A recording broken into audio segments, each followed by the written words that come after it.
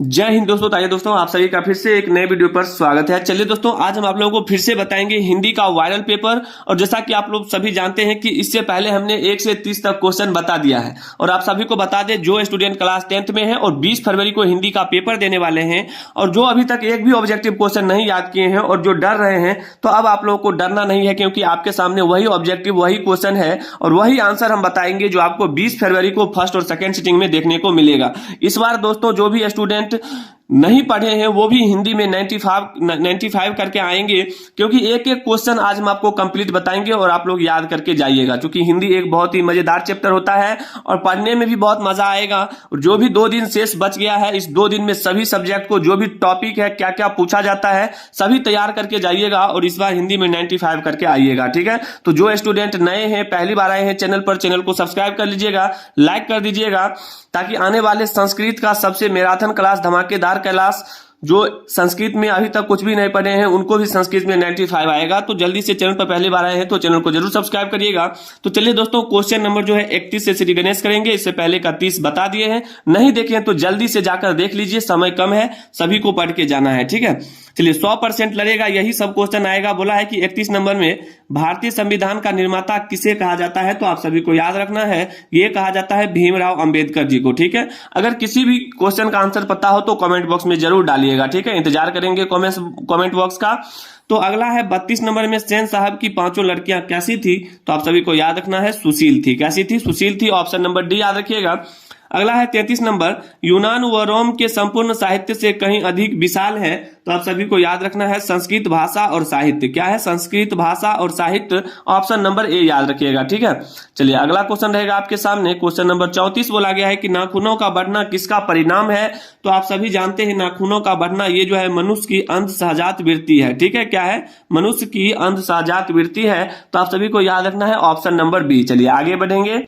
Question number 35 दिया गया है कि हिंदी तथा इसकी विविध बोलियां किस लिपि में लिखी जाती है, तो आप सभी को याद रखना है ये देवनागरी लिपि में लिखी जाती है, तो ऑप्शन नंबर सी याद रखिएगा। ठीक है दोस्तों, 20 फरवरी को एक भी क्वेश्चन छोड़ के नहीं आना है, झंडा लहरा देना है 20 फरवरी को हिंदी के पेपर में। ठीक है, दिखा देना है हिंदी में एक भी ऑब्जेक्टिव क्वेश्चन छोड़ के नहीं आना है, 50 में 50 OMR भर के आना है। ठीक है, तो अगला क्वेश्चन रहेगा आपके सामने, मित्र मिलन शीर्षक कहानी संग्रह किसकी रचना है, तो आप सभी को याद रखना है, इसका बिल्कुल राइट आंसर हो जाएगा अमरकांत जी का, तो ऑप्शन नंबर डी याद रखिएगा। क्लियर है? चलिए आइए अगला क्वेश्चन देखिएगा दोस्तों। क्वेश्चन नंबर 37 हो जाएगा कि लेखक की पत्नी के रिश्तेदार किस दिन घर आए थे, तो आप सभी को याद रखना है। देखिए, अगर आप लोग कहानी पढ़े होंगे तो सभी क्वेश्चन का आंसर पता ही होगा, और जो नहीं पढ़े हैं बिल्कुल नहीं घबराइए। लेखक की पत्नी के रिश्तेदार किस दिन घर आए थे, तो आप सभी को याद रखना है रविवार के दिन, तो ऑप्शन नंबर ए हो जाएगा। ठीक है, अगला क्वेश्चन है 38 नंबर कि लेखक रामविलास शर्मा कब से कब तक भारतीय प्रगतिशील लेखक संघ के महामंत्री रहे, तो आप सभी को याद रखना है ये रहे 1949 से 1953 ईस्वी तक। ऑप्शन नंबर बी याद रखिएगा। क्लियर है? चलिए आगे बढ़ेंगे। क्वेश्चन नंबर 39 में दिया गया है दोस्तों, बोला गया है कि द्वंद्वात्मक भौतिकवाद मनुष्य की चेतना को आर्थिक संबंधों से प्रभावित मानते हुए उसकी सापेक्ष स्वाधीनता स्वीकार करता है। यह पंक्ति किस शीर्षक पाठ की है, तो आप सभी को याद रखना है परंपरा का मूल्यांकन। ऑप्शन नंबर सी याद रखिएगा। ठीक है, चलिए आइए अगला क्वेश्चन देखिएगा मेरे प्यारे दोस्तों। क्वेश्चन नंबर हो जाएगा 40। बोला नेपाल में बिरजू महाराज के एक रिश्तेदार थे जिसका नाम क्या था। काफी मोस्ट इंपोर्टेंट क्वेश्चन है दोस्तों, एक एक क्वेश्चन को पढ़ के जाना है 20 फरवरी को, इससे बाहर कुछ भी नहीं आएगा, ध्यान रखिएगा। वही क्वेश्चन वही पेपर, 20 फरवरी तबाही मचा के आना है। तो 40 का जो राइट आंसर हो जाएगा, आप सभी को याद रखना है कि नेपाल में जो बिरजू महाराज के रिश्तेदार थे उनका नाम था हरिहर लाल। क्या थे? हरिहर लाल। ऑप्शन नंबर सी याद रखिएगा। ठीक है, आइए अगला क्वेश्चन देखिएगा। क्वेश्चन नंबर हो जाएगा 41। जनता शब्द में प्रत्यय है, तो हम आप सभी को बताए हैं कि प्रत्यय जो शब्द के उच्चारण के अंत में आता है, तो जनता शब्द में प्रत्यय, तो आप लोग जनता पहले बोल कर देखिए। जनता क्या रहा है? जनता, तो इसका जो बिल्कुल राइट आंसर होगा, अंत में ता आ रहा है, तो ऑप्शन नंबर सी आपका बिल्कुल राइट आंसर होगा, याद रखिएगा। क्लियर है? चलिए क्वेश्चन नंबर 42 है कि देह चोर शब्द कौन समास है, तो देह चोर शब्द कौन समास है, तो आप सभी जानते हैं कि तत्पुरुष समास होगा, तो ऑप्शन नंबर डी याद करके जाइएगा। क्लियर है? चलिए आगे बढ़ेंगे। क्वेश्चन नंबर 43 है कि उसने कहा कि मैं निर्दोष हूं, किस वाक्य का उदाहरण है दोस्तों, तो आप सभी को याद रखना है ये जो है मिश्र वाक्य का उदाहरण है। क्या है? मिश्र वाक्य का उदाहरण है, तो ऑप्शन नंबर ए याद रखिएगा।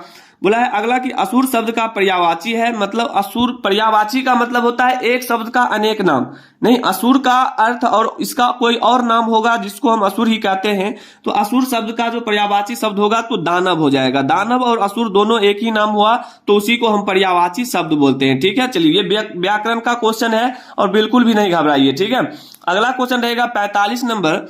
बोला एकता शब्द का विलोम है, तो विलोम का मतलब होता है उल्टा विपरीत, तो एकता शब्द में जो विलोम होगा वो क्या हो जाएगा, अनेकता। ठीक है, एकता का मतलब अनेकता, तो ऑप्शन नंबर सी याद रखिएगा। अगला है कि जिसके शिखर पर चंद्र हो के लिए एक शब्द है, जैसे कहते हैं ना कि मतलब बहुत लोग ये बोलते हैं कि बहुत शब्द बोल देते हैं लेकिन उसका अर्थ एक ही निकलता है, तो वही बात है यहाँ पर। जिसके शेखर पर चंद्र हो के लिए एक शब्द है, तो आप सभी को याद रखना है ये हो जाएंगे चंद्रशेखर। ठीक है, चंद्रशेखर का मतलब ये होता है कि जिसके शिखर पर अनेक जो चंद्र होते हैं उसी को हम क्या बोलते हैं, चंद्रशेखर। ऑप्शन नंबर डी याद करके जाइएगा। आगे बढ़ते हैं। क्वेश्चन नंबर 47 है कि एक पंथ दो काज मुहावरे का क्या अर्थ है। कहने का मतलब जैसे कहते हैं कि एक तीर से डबल निशाना, वही बात है, एक तीर से डबल काम हो जाता है, तो एक पंथ दो काज मुहावरे का अर्थ क्या है, तो आप सभी को याद रखना है एक कार्य से दो लाभ, नहीं काम किया एक लेकिन लाभ हुआ दो, तो वही हुआ एक पंथ दो काज। ठीक है, चलिए आइए अगला क्वेश्चन देखिएगा। 48 नंबर है कि आटा शब्द है, आटा शब्द है, तो आप सभी को याद रखना है आटा शब्द जो है पुल्लिंग है, क्या है, पुल्लिंग है, तो ऑप्शन नंबर बी याद रखिएगा। क्लियर है, चलिए आइए अगला क्वेश्चन देखिएगा। क्वेश्चन नंबर हो जाएगा आपके सामने 49। बोला है पंख शब्द है, पंख शब्द है, तो आप सभी को याद रखना है तद्भव है, तो ऑप्शन नंबर बी आपका बिल्कुल राइट आंसर होगा। ठीक है, चलिए अगला शब्द है चौराहा शब्द कौन समास है, चौराहा शब्द कौन समास है, तो आप सभी को याद रखना है चौराहा जो है हमारा द्विगु समास है। ऑप्शन नंबर सी याद करके जाइएगा और 20 फरवरी को तबाही मचा के आइएगा। आगे बढ़ेंगे दोस्तों, यही अंतिम मौका है और जो पढ़ के जाएगा इस बार वही हिंदी में 95 करके आएगा, तो बिल्कुल भी नहीं घबराइए, इस बार पेपर बहुत ही अच्छा जाएगा। और जो स्टूडेंट अभी तक हिंदी में कुछ भी नहीं पढ़े हैं आ जाइए, 2 दिन शेष समय है और आप लोग 2 दिन में हिंदी में 100 में 100 करके आइएगा। सभी क्वेश्चन आंसर हम आप लोगों को बताएंगे। तो 51 नंबर है कि जो पर के अधीन है के लिए एक शब्द क्या होता है, तो आप सभी को पता होगा जो पर के अधीन होते हैं उनके लिए एक शब्द पराधीन होता है। ऑप्शन नंबर बी याद रखिएगा। ठीक है, आइए अगला क्वेश्चन देखिएगा। क्वेश्चन नंबर हो जाएगा 52। कुआं खोदना मुहावरे का अर्थ, इसका आंसर हम नहीं बताएंगे, आप लोग खुद ही कमेंट बॉक्स में कमेंट करिएगा। कुआं खोदना मुहावरे का अर्थ क्या होता है, 5 सेकंड का समय देते हैं, जल्दी से बताइए। तो दोस्तों समय खत्म हुआ, उम्मीद करेंगे कमेंट बॉक्स में जरूर आप लोग कमेंट किए होंगे। कुआं खोदना मुहावरे का अर्थ होता है हानि पहुंचाने का प्रयत्न करना। ऑप्शन नंबर सी आपका बिल्कुल राइट आंसर होगा। अगला क्वेश्चन देखिएगा। क्वेश्चन नंबर 53 है आपके सामने। बोला गया है कि छ का उच्चारण स्थान क्या है, तो पहले आप लोग खुद से ही बोलिए, इसका आंसर आप लोगों के पास में ही है, आप लोग जवाब दीजिएगा। छ का उच्चारण स्थान मतलब आप लोग पहले छ बोलिए, तो छ बोलने के बाद ये देखिए कि कहां से उच्चारण निकल रहा है, छ, तो जैसे ही आप छ बोलेंगे तो आपका जीभ तालू में सटेगा, तो हमारा हो जाएगा ऑप्शन नंबर बी तालू। आप लोग याद रखिएगा। ठीक है, चलिए काफी मजेदार क्वेश्चन है। महजस्वी शब्द का संधि विच्छेद है, महजस्वी शब्द का संधि विच्छेद क्या होगा दोस्तों, तो आप सभी को याद रखना है महाजोर अजस्वी, क्या हो जाएगा महाजोर अजस्वी। ऑप्शन नंबर ए याद रखिएगा। ठीक है, चलिए आगे बढ़ेंगे। क्वेश्चन नंबर 55 है कि निम्न में शुद्ध शब्द कौन है, देहिक गुप्त गुणी तत्व। तो आप सभी को पता ही होगा कि शुद्ध शब्द मतलब हिंदी का जो शुद्ध शब्द लिखा हुआ है इसका बिल्कुल राइट आंसर हो जाएगा देहिक। ये देहिक जो है यही हमारा क्या है, मतलब सही शब्द है। बाद बाकी ये जो है हमारा गुप्त, ये गुणी तत्व, ये सभी क्या है अशुद्ध है। ठीक है, तो ऑप्शन नंबर ए याद रखिएगा। क्लियर है, आइए अगला क्वेश्चन देखिएगा। बोला है कि गिरोह शब्द कौन संज्ञा है, तो आप सभी को पता होना चाहिए कि गिरोह शब्द जो है हमारा समूहवाचक संज्ञा है। ऑप्शन नंबर सी याद रखिएगा। ठीक है, 20 फरवरी को एक भी क्वेश्चन छोड़ के नहीं आना है। जो स्टूडेंट पहली बार चैनल पर आए हैं चैनल को सब्सक्राइब कर लीजिएगा।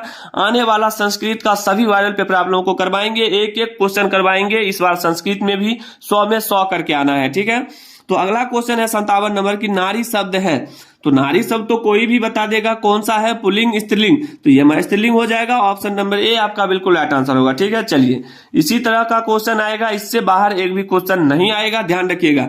घर से लौटा हुआ लड़का किस कारक का उदाहरण है, तो आप सभी को याद रखना है ये है हमारा आपादान कारक का। ऑप्शन नंबर बी याद रखिएगा। ठीक है, चलिए आगे बढ़ेंगे।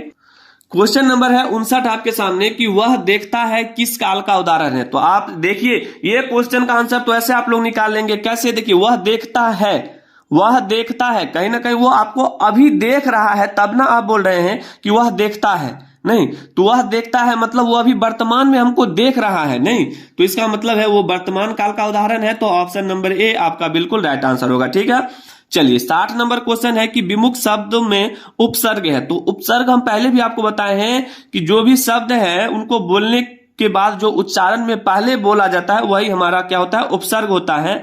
तो विमुख में आप जैसे ही बोलिएगा विमुख, वी आ रहा है, तो आपका ऑप्शन नंबर बी बिल्कुल राइट आंसर होगा, याद रखिएगा।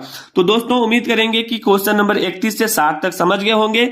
वीडियो लंबा हो जाएगा और छोटा छोटा रहेगा तो आप लोगों को पढ़ने में भी मजा आएगा। ठीक है, इसलिए हम इसका अलग अलग पार्ट 30-30 क्वेश्चन का कर दिए हैं और अगले वीडियो में हम आपको 61 से लेकर 100 तक कंप्लीट बता देंगे। ठीक है, और आप सभी को बता दें कि जो स्टूडेंट 20 फरवरी को हिंदी का पेपर देने वाले हैं और अभी तक हिंदी में कुछ भी नहीं पढ़े हैं, बिल्कुल नहीं घबराइए। कमजोर से कमजोर स्टूडेंट भी इस बार हिंदी में 95 करके आएगा, क्योंकि हम आपको ऑब्जेक्टिव का सभी वायरल क्वेश्चन करवा रहे हैं और यही क्वेश्चन, यही पेपर, यही आंसर आप लोगों को देखने को मिलेगा 20 फरवरी को। बिल्कुल भी नहीं घबराना है, इस बार 95 करके आना है। ठीक है, एक एक क्वेश्चन करवाएंगे, हिंदी में 100 में 100 करके आना है। हिंदी के पेपर को कैसे लिखना है, क्या लिखना है, सारा चीज हम आपको वीडियो के माध्यम से बता देंगे। ठीक है, 2 दिन समय है और 2 दिन में आप लोग सभी चीज को तैयार करके जाइएगा। ठीक है, और उम्मीद करेंगे कि आप लोगों को वीडियो अच्छा लगा होगा। अगर अच्छा लगा है तो चैनल को सब्सक्राइब कीजिए, लाइक करना नहीं भूलिएगा। मिलते हैं इसके अगले वीडियो में क्वेश्चन नंबर 61 के साथ। तब तक के लिए जय हिंद, जय भारत, वंदे मातरम।